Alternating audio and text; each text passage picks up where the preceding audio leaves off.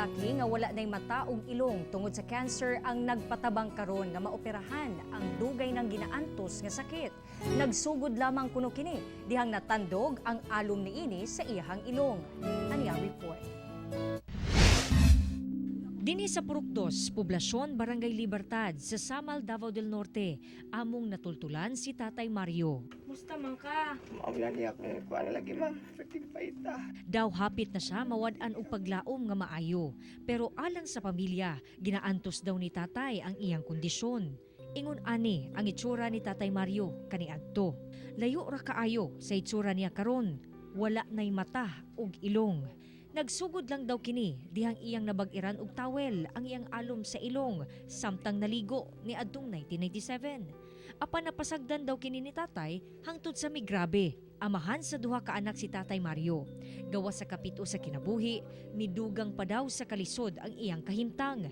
Nagtrabaho siya isip Police Auxiliary sa Santa Ana Police Station sa Davao City kaniadto. Pero tungod sa sakit, wala na kini makatrabaho. Utility lang usab ang trabaho sa iyang asawa. Di lagi na ako ipa-check up. Kay mahadlok kay kog doktor. Tanawan kay kog doktor. 2007, dihang napaoperahan siya.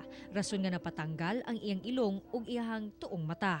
Ang finding sa doktor, carcinoma o usa ka matang sa cancer. Lisod kayo. Usay akong buhaton. May lang ang tama mo. Napakoy kuan, magukoy grado. Unang mipukaw sa kasing-kasing sa netizens ang makaluluoy nga kahimtang ni Tatay.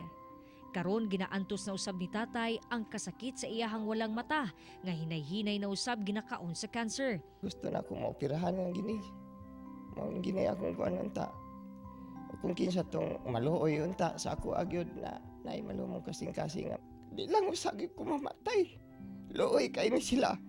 Sa gustong mutabang, pwedeng magpadala sa ilahang bank account o makipag-koordinar sa GMA Regional TV 1 Mindanao. Kauban si Mel Colmenares sa kamera. Ako si John D. Esteban para sa 1 Mindanao.